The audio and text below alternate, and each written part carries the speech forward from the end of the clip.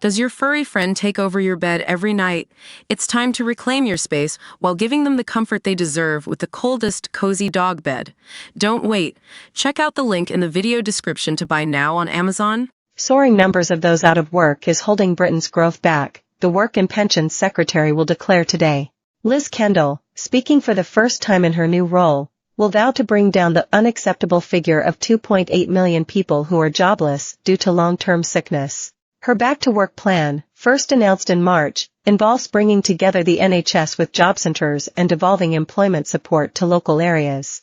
More than 9.4 million, people are now economically inactive, meaning they are not actively looking for work, or are unavailable to start a job. She will also refer to the 900,000 young people, 1 in 8, currently not in education, employment or training, and promise a youth guarantee for those aged 18 to 21. But last night the Tories warned that the welfare bill will spiral under a Labour government by more than £20 billion a year by the end of the decade unless they slash benefits. The Work and Pensions Secretary will also point to the importance of working with local leaders to tailor the reforms during a visit to Leeds with West Yorkshire Mayor Tracy Brabin today. Ms. Kendall will say, "Growth is our number one mission and, as the Chancellor said, our back-to-work plan is central to achieving our plans.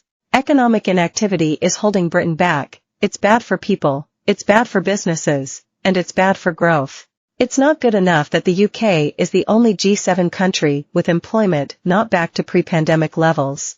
The former party leadership hopeful will announce plans to prevent 18 to 21-year-olds from falling out of the workforce through investment in training and apprenticeships. She has previously said there will be no option of a life on benefits for young people under a Labour government. Other reforms including merging JobCentre Plus and the National Careers Service, and supporting disabled people to enter and stay in work. "It is time for change in every corner of the country," she added. "We'll create more good jobs, make work pay, transform skills, and overhaul job centres alongside action to tackle the root causes of worklessness including poor physical and mental health. Change delivered by local areas for local people, driving growth and delivering opportunity and prosperity to everyone, wherever they live." Overall, Labour will target an increase in the employment rate from 75% to 80%, which would be the highest in the G7 and mean over 2 million more people would enter the workforce across the UK. A Conservative Party spokesman said, "Unless action is taken, the working age welfare bill will rise by more than £20 billion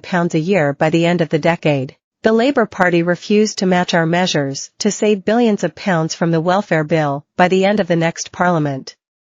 They must wake up to the fact that their approach on welfare will come at huge cost to the taxpayer.